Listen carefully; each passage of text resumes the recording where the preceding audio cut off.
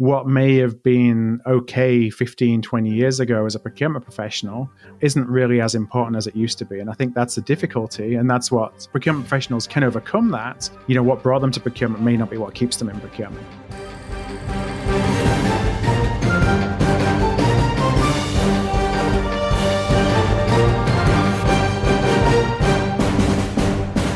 Welcome to the Sourcing Hero. I'm Catherine, and today I have two very special guests with me. We've got Phil Ideson on the call and Anthony Clarby, who's president of UNA. And I don't think I need to introduce Phil again, but for those of you who aren't familiar with Phil, Phil is the founder of Art of Procurement. He's been doing that for a few years. He's very successful. He's got a really incredible program there, sharing education, consultancy, the whole deal. But we are here today because we've got the second installment of The Art of Phil. Yay! Yeah. We need to fill it like football stadiums. We need to do a crowd filler there. Can we insert that? I'll add it in. I can do that. So, Phil, you're here and we're hoping that we can continue, about a monthly episode with you because you have a lot of insight and wisdom to share with procurement. And this time around, we're taking a little bit of a personal approach. But before we get to that, I want to know, how has it been since the first episode? Yeah, not bad. I think that was a couple of months ago that we did it, maybe earlier in the summer. We're here end of September, beginning of October, which is kind of crazy. But just trying to keep all the wheels on with all the craziness around us. We've been working really hard on putting an event together, which will probably, by the time this podcast has gone out, we'll have that in the rearview mirror. And there's a lot of work involved in putting on a virtual event. So we're running like headless chickens right now, just finalizing all that. This is not your first virtual event. I'm sure you've done. Yeah, yes and no. So I did one about 4 years ago, which we called the Procurement Revolution. The idea of that one was it's more a series of TED Talks from folks in and around procurement to really give some, a 10, 15-minute monologue around something that they're specifically passionate about, or that to try and inspire procurement professionals either to think differently, take different approaches, or whatever it may be. And so most of that was pre-recorded. And that was 4 years ago. And we've said ever since then that we should do another one. And so now is kind of the perfect time. So it's the first time we've done something like what we're doing. This one is 2 days, 3 hours a day. I think we've got 18 speakers. Is it live? It'll be live. Yeah. 18 speakers. Mm-hmm. Awesome. Personally, I really struggle with everything that's pre-recorded from an events perspective when you're looking at virtual digital events. So yeah, everything is going to be 100% live. So who ideally is attending this virtual event? Yeah, it's aimed at procurement professionals at all levels, and we have a couple of different tracks. Would you say sourcing heroes? Well, you can tie in a sourcing hero. I guess it depends exactly how you define a sourcing hero. That's fair. No, absolutely. How have we defined it? What is it, Miss? Well, here's the deal. That's what we're talking about today, is we're profiling sourcing heroes. No. Yes, because there's not just one answer. Right? Sourcing heroes come in all shapes, sizes, and we believe in an inclusive sourcing community. Right. I like the way you said that. It's almost as if we talked about it before. So in previous conversations, Phil and I have talked about the profile of a leader in procurement. And, we thought it was interesting and important to talk about. And as we reference sourcing heroes all the time, and as we've gone through 8 episodes now of the podcast, I started to notice a trend in the types of profiles of these procurement leaders and decided to ask each of them to take a profile survey just so I could really see the hard data. And we use a program called Culture Index. Shout out to them. They're amazing. And it helps us internally, right, with hiring and with team building and understanding better ways to communicate and how to operate within each person's profile so that everybody succeeds. And we send out the survey to a lot of business partners and third parties that we work with. I survey my babysitter. I want to make sure you're following the rules, taking care of my kids, my pets, whatever. It's kind of a joke, but it's about understanding how, someone's natural traits and their work behaviors. Just how they go about their business. Right. And so luckily, everybody that's been on the podcast, for the most part, has been happy to participate in taking the survey. And I've definitely seen some trends. And the key, if I can jump in about any of these, why I love the program, I think I'm brought on to interrupt, but it's not a test. So you don't pass or fail. It's just you. Yeah, it's just you. And there's no, people ask like, well, what's a better survey? That's like, well, how long is a piece of rope? Like the framework of the conversation is silly. And that's not where we want to go with this. Right. So there's no right or wrong profiles. And I think that especially applies to procurement. And I did see some trends in procurement leaders and their profiles as leaning towards visionaries, entrepreneurial types, and more of those high-level strategic thinkers. And before we even set out to talk about this on the podcast, I asked, a group of people in procurement to take the survey as well. And most of them were not leaders. There were some category managers and there were some people in purchasing, and their profiles were a little different. And so I thought, all right, let's hash this out. Phil has a ton of experience in lots of different roles. Let's profile the sourcing hero. And to that end, is there more than one profile? The end of it, we're going to tell first, which there is, right? Yeah, so absolutely. So how many profiles are there in Culture Index, Anthony? So the design of the program, I think at this point they have 18. They call it typified profiles that are just easier for people to, but of course there's, 7 billion people. I think that program's been around for 30 years and they have over 7 million surveys or records. So the accuracy of this is around that 85, 90% mark. That's why we love the program so much. I'm going to give a shout out to our executive consultant, who we love too, Adam Walker, based out of Kansas City, just a superstar. I don't know if it ever makes sense to have him on the pod, but that'd be fun to do, sidebar. And a lot of folks don't fall into the typified. So you've got 18 different typified personality profiles, so it's easy to remember and kind of ballpark folks.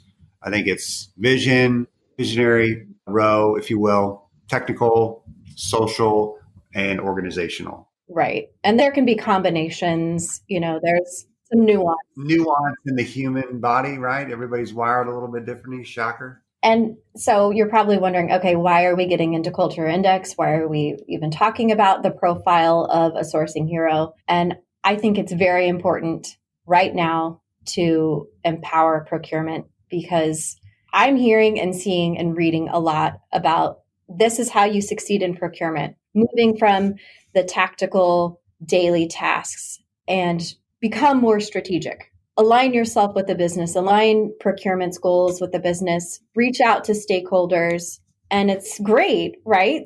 Because that is the answer. But if that's not within your natural skill set, it could feel marginalizing. It could feel like, well, that's not me. How am I going to keep pace with procurement as procurement becomes more impactful on organizations as they are in the spotlight right now? Let me jump in, as I think it's going to be a mind-blowing interjection here. Hopefully a little fun sarcasm inserted up front. But I have a 3-year-old, which hopefully some of our audience, bless you, if you do have a 3-year-old. I hope this too shall pass. And we watched the movie Ratatouille. Well, in the show Ratatouille, as I'm sure all of you remember, the phrase is anyone can cook by Chef Gusteau. Can anyone, Phil? So one, I'll say it's quite ironic because we watched Ratatouille last night. Oh my God. Right. And that wasn't in our prep.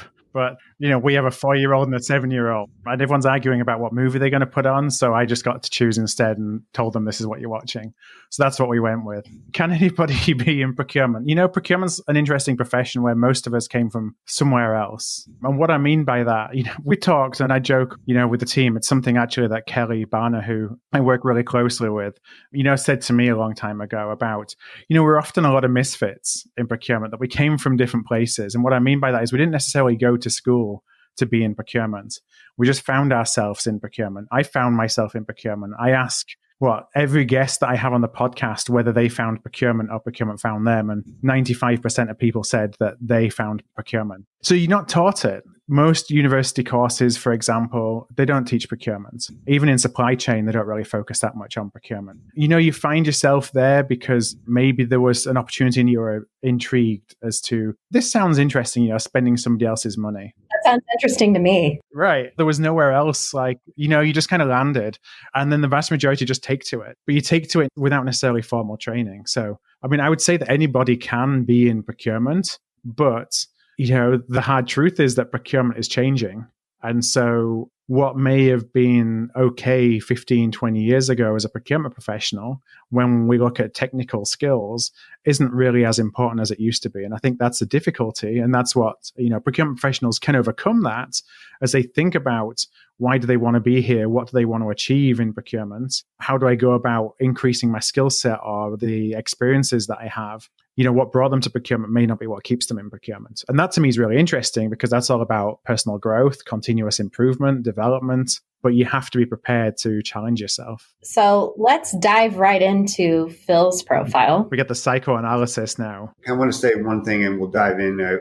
I think the general understanding of scientists, or you get into this, I'm going to have a little psychological moment here, is this little nature nurture. And the belief is by the Culture Index program, and frankly, I think by most scientists, is it's about 50-50. So your nature nurture of how, and it takes, by the time you're 15, that cake is baked. Like, we really believe, and actually that's why I love this program. It's not only as understand talent, but to use the good, the great, like to put the person in the right seat, whether they off ramp purposefully or accidentally into procurement. We're talking specifically to procurement. That's really not the bulk of the conversation, but if you recognize that and understand that, so your parents influence you or however you're raised, and then the other is just in your DNA, it's how you do life. And so the general understanding is it's 50-50. And then we also really inherently believe, so habits can change, but I'm not all of a sudden going to get less social and more patient. You're laughing too hard, Catherine. I live it. I'm not going to magically become detail oriented. Now, there's a flip side to the dots, which just mentions 7 behavioral traits. If you want to bring up the profile, it doesn't give us an excuse. So habits, right? We can change habits. And obviously, I mean, look at you. You're ready for your Ironman or whatever you're doing. What did you do? You made a decision, Phil. Let's talk about that. And you change your diet and you're getting up every day, regardless of how you feel. But you still do life and make decisions how you do, but you're decided to change a habit, which I'm not even going to go down the Atomic Habits, which if you haven't read that, it's a really good book. There you go. Sidebar. I'm listening to his audiobook right now. So everybody, there isn't a perfect profile. And let's pull that up, Catherine, and go into what you want to do. But the beautiful thing is it's a symbiotic relationship, especially when you're placing someone in an organization, big or small. You want it to be a win for them. And that's why we love this program so much. And you didn't ask me, but let's just say you asked me, can anybody cook? Can anybody be a procurement professional? I want to be careful because I've never been in that practitioner seat. And I believe there's more opportunity there than is understood. And I think my opinion, there's a bad taste. I don't think as much now in procurement because, shocker, we're in such a reactive environment because we were forced into it because of COVID.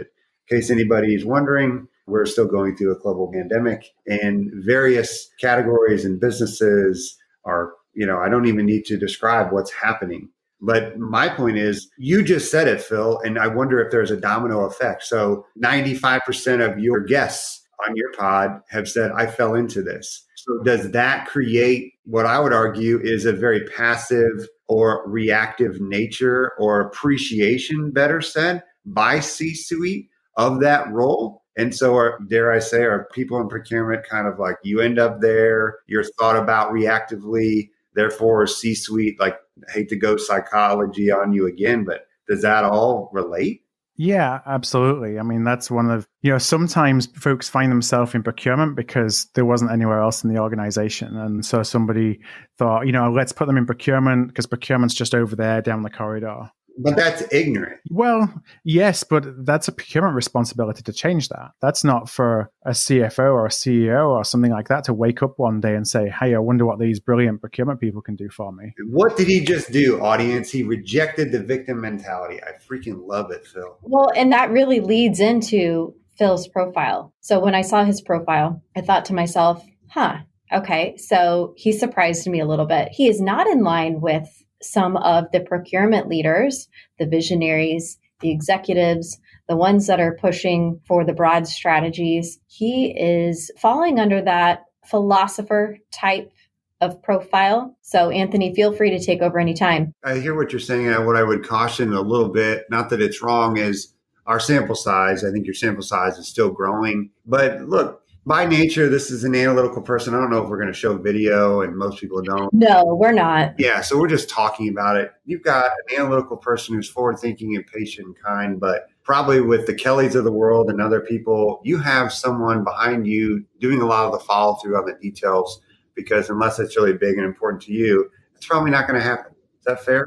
Logical person, not flying off the handle here with ingenuity of trying to think so far out of the box by nature. And this is also, we've talked about this even offline, like get a lot done, but you take breaks throughout the day. Like you need to press pause with it, go walk, whatever it is. Do you digest whatever it is you're doing? But it doesn't mean you couldn't go 5 hours hard if you needed to, but that's not your natural. Like if you could go 1 to 3 hours and take a little break. And the beauty of it is everybody's wired differently. And you've made that work not only in when you've been at corporations, and I think you shared with us offline, maybe. Actually, I think that's important. You mentioned something I thought was interesting. Like, hey, I've had to become a different person, whether that's not really changed necessarily, but I've like the habits that are necessary to build what you're building at AOP. What was the delta, the difference? Like, what did you say, you know what, I need to change this compared to when you worked at corporate America or corporate UK? Is that fair to say? Yeah. Well, I worked most of my time in corporate America rather than corporate UK anyway. It's always interesting when you do something like this. And certainly my personality and tendency is to look at it and find where I think it's wrong rather than where I think it's right. Yeah. So naturally a little cynical? Yeah, because there'll be things that I look at and I think, you know what, that makes sense. And there's other things I think, does that really make sense? But then it questions, it brings the question of the things that don't make sense. Is that because you've overcome them or because you've put in place framework structures, whatever it is, to circumvent where you are naturally? So, one of the things that we talked about, and this is something that is completely spot on, is that kind of introversion. And I forget what they call it in Culture Index, but the preference to... Yeah, introvert is fine. It's essentially just the trait is measuring social and, by nature, man, you're not a hermit, but if you didn't talk to people for 3 days, that'd be okay. Yeah. The lack of social interaction through the pandemic has not been a problem for me. No. Let's put it that way. I'm not losing energy because I'm not out, in groups of people. There you go. So, when I look at that and you think about that from a business perspective. So, one of the things we're talking about is when you're in that corporate environment, I think that, I had a lot of confidence in the jobs that I was doing. I was really comfortable in what I was doing, the results I was getting. I, was fortunate. And did you get confident based on the results or the leaders around you? Like, how do we add value to the audience? Like, whether someone ever uses culture index or not. But I think I got comfortable from results. And then that gave me confidence I was doing the right thing. And, I was a very confident person in corporate life. And that probably, helped me in terms of my career progression because I was really fortunate from a career perspective.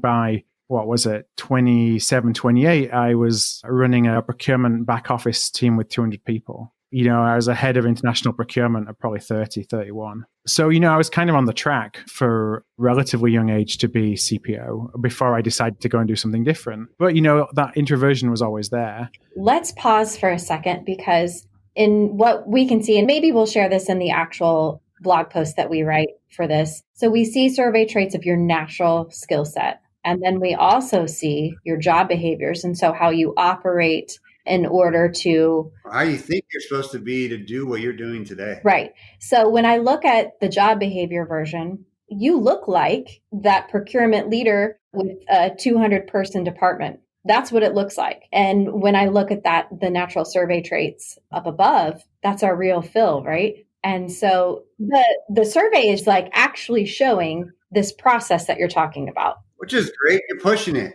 You're having to be a little more social, bring a little more sense of urgency, be a little more detail-oriented, and have, I'll say it, more macro thinking and doing fine. I would say when we did this and had our chat, like I saw this and I go, it makes sense. The business is in a great place. You just launched. What did you just launch exactly? Let's plug that in. Yeah, it was Mastermind. We have a premium community called Mastermind that we just launched a couple of months ago. Awesome. How do people get connected to that? Yeah, just go to artofprocurement.com/mastermind and there's just a little bit about it and an opportunity for you to book some time directly with me on that page. So what would you say, maybe somebody never uses Culture Index and they're joining a company and, they don't use this program. How would somebody know? Let's go back to, I just can't get away from it because it's so funny that you watched Ratatouille last night, which, is always a winner. How does somebody know, like, there seems to be more of a proactive nature in procurement? Like, do I have what it takes, Phil? Like, how would I know? That's a great question. I think that you have to be comfortable pushing yourself out of a comfort zone. So as an example, well, let's say within procurement, we're typically numbers people, happier in front of an Excel spreadsheet than we are trying to sell the procurement value proposition to a stakeholder. So, I think you got to be self-aware of where am I spending my time? Am I spending my time doing the analysis behind the scenes and hiding behind numbers and being very process oriented? Or am I actually going out there and, actively listen in a stakeholder call to what somebody really wants? Am I happy going and meeting new stakeholders, meeting new suppliers, getting to know, just be a sponge of information? And I think that if you're in that spot where you're really happier behind the scenes, I know we want to make this about hope and optimism and everything, but if you find yourself in that spot, I think that's something you need to challenge yourself on. Find ways that you can go and convince a stakeholder who has been a skeptic in working with procurement to do just anything with you. I love it. Or to use language, persuade. You use the data to do it, right? Because that's what you're really good at. But you got to storytell, don't you, with the data? Use your best skill set to assist in that. So if you've got some really incredible numbers in front of you that do tell a story and that can actually make an impact, then use that as your crutch. So how the heck although the numbers should do it themselves, I think is the unfortunate misnomer. How do you tell that story and make it jump off the page and get a C-suite or get whatever the stakeholder buy-in? Like, do you have any tips around that? Yeah, and the reason often the data doesn't matter because they'll look at the data and they still don't want to work with you. It's much like, as I've learned, being on the business owner side of the spectrum, it's much like sales. So it starts with just listening, and observing. What are the things that are important to that stakeholder? What are they measured on? What does what they do align with what the business needs? How are they measured? And you've got to try and work backwards then from how are they measured? Like, what are they worried about achieving? And figure out how you can tell a story where you can be part of their solution. And that's going to differ for every stakeholder. Now, I know the Culture Index CI program, and we know it pretty well. I engulfed in it for 3 years. But if I've never been exposed to it, what I've heard you say is that's you analyzing the situation. That's your strategic nature. That's you being patient and saying, look, good things take time. And frankly, as I know you would know well, executing an overall procurement strategy or even something very tactical, implementation, compliance, making those changes, getting all the stakeholders above you, below you, what have you, in the field, it takes time. So I would say it's probably been advantageous for you, especially in those seats that you've been, to be okay with that and understand that and appreciate it. That successful procurement, look. There's always a balance, right? We don't hastily, yeah. Procurement folks are often required to jump through hoops at short notice to create results, either because they were brought a problem that needs to be solved quickly or, there's suddenly a crisis. Well, unfair fire drills. Yeah, we're lack of planning. We are great firefighters because that's what we do most of the time. And so I'm not saying that goes away, but it's kind of compartmentalizing the job. You've got one part of the job, which is that firefighting, unfortunately. And this is so hard, but you have to dedicate time to thinking more broadly and thinking about the bigger picture and the long term. And it's really, really hard when you're in the day to day. And I think our point is, some folks, that's going to be more of a natural fit, and others you might have to just reach for it, stretch for it, lean on somebody that maybe is a little more natural that way. And does depend on the seat that you're in. Is that fair? Yeah. I always enjoyed doing the strategic work more than certainly the running around like a headless chicken. But I think that you got to trust the process as well. So this is one of the things when I was a practitioner, I would always take a very relational approach. And that's one of the reasons I think that I succeeded within procurement, where a lot just followed process. I was always a really big believer that if you take your time, you do the right things, you be more strategic, and I know strategic can mean 101 different things, but the results will take care of themselves. And they did, and yes, there'll be times when I did need to go and save some money quickly, and we did jump on fire drills and things. But most of the times when I was doing something, it was always in service of something else, some other bigger goal. And so, don't lose sight of that, even when you're just getting involved in the day to day, I would say. And this is what I would always coach people on, as an example, when you're thinking about building relationships with your stakeholders, and probably some CPOs don't want me to say this and maybe they'll disagree. Oh, say it. You're not going to get fired because your stakeholders really thought that you brought value to the table and that you helped them achieve their objectives if you didn't hit your savings target. But I have seen many, many CPOs and professionals at all levels get fired when they blew their numbers out of the park and everyone hated them. Oh, wow. So I feel like you're getting into the most critical part that we're probably saving for the end, but maybe you shouldn't have, which is core values and don't be a jerk. Well, that's value number one for us, sure. But it's the approach that you take, but also, like you say, you have to have patience and trust the process, because otherwise you're going to be reactionary. And here's the problem for procurement, or a problem, it can be an opportunity as well once you recognize it, is that everybody sees, again, everybody is a sweeping statement. An awful lot of people see procurement folks as being all about cost savings and running around and beating up suppliers. And here comes the SWAT team when we need to get some costs taken out. And then once the burning platform is done, procurement's put back in their box again. So they have this perception that that's what we do. Having that perception means... Could it be more wrong? Well, it depends on the organization. And sadly, 75% of procurement organizations are still like that. And that's where it's our job. And this is where it's an opportunity. One of the things I felt as a practitioner, and this is, when I was younger in my career, I would look at everybody else and say, why aren't they working with? Why are these people going and selecting a supplier and then coming to me at the end to get the contract signed? Don't they understand what I could do for them? Right. You're just a signature. It was being done to you, not with you. Yeah. And so that was one of the biggest, I think, fears, or turn it around into aspirations of a procurement person, at least, again, when I was earlier in my career, was you just want to feel like you're adding value. You want to feel like you got a purpose. You want to feel like you're part of the process and all those things. Now, when you switch that and realize, hang on a minute, they're working with that because that's what we've told them we do. Oh, now, we may not have told them that in our words, but we've told them that in our actions over the last 15 years. But that's why it's incumbent upon us to start explaining and share, more than explaining, you got to start doing, because every stakeholder has heard we're going to transform procurement 10 times. So, the 11th time they kind of roll their eyes and say, why is it going to be any different this time? And that takes patience. That doesn't happen overnight, but it's a mindset shift. What if you're impatient? Can you be in procurement? Yeah, I'm like, are you looking for a job, Anthony? Because that sounds like you. Yeah. There's a lot of organizations that still go through the boom and bust cycle of, I got to put in place a 3-year program to save, whether it's $10 million or $100 million or $1 billion, depending on the scale of the company. And we got to do everything we can to take that cost out. And then once we've gone through that 3-year cycle, the next 3-year cycle begins, which is, oh crap, we just were mean to everybody and everyone hates us. So that leadership team gets fired and they bring in a new leadership team and they talk about trust and collaboration and they leave money on the table and everyone's happy. And we're starting to talk about supplier enabled innovation and everything. And then the recession hits and then all those guys get fired for leaving money on the table and the cycle begins again. So, maybe if you're impatient, you'd be great at that first 3 years of just going and getting the savings and getting real impact, immediately. So let's lay this out for our listeners. For those of you who are maybe hearing a little bit of yourself in Phil and his experience and are thinking, I want to keep up, I want to stretch myself and move with procurement. How can they either find their place in leadership, or, because not everybody is made for that, or how can they impact their organization and impact the leadership? So I think it obviously starts with understanding what impact means to leadership.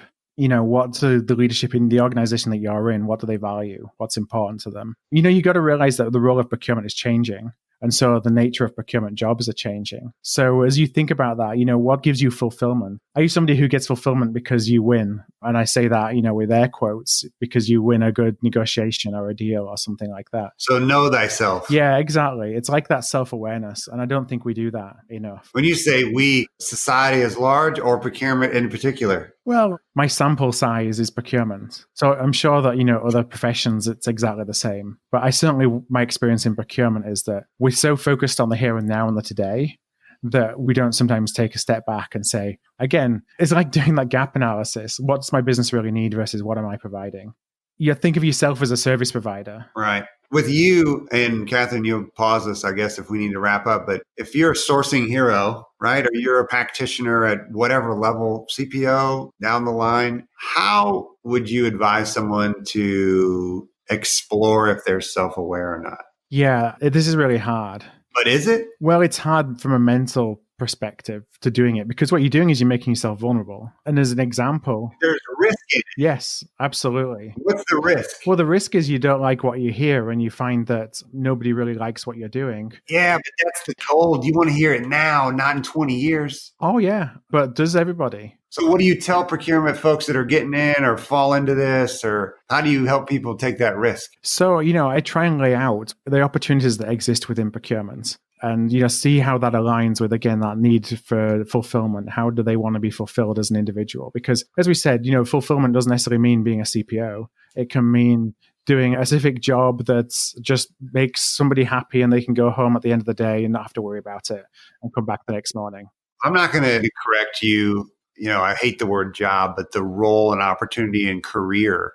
Look at procurement as a career. So it's a marathon, not a sprint. But I think maybe you already answered the question, which is, look, maybe CPOs don't like this. Like if you don't hit a savings number, as long as you're not a prick and you're trying hard, like you keep that guy or gal? I mean, is that what you said or am I putting words in your mouth? I mean, I think that's fair. I mean, there's more to it for sure. I mean, if you can be a nice person and completely miss your savings goal, the business might like you because you make their life easy. You don't get in their way. But that's not going to drive results. So it's a double-edged sword or an opportunity. There's no silver bullet. I mean, you got to figure out how can you as a procurement professional, and it's a word that means many things and it means nothing, but create value to the people who are the stakeholders that you're working with. And that doesn't mean by being passive and just letting them get away with whatever you want. You need to be a trusted and a consultant and helping them create better outcomes than they could on their own.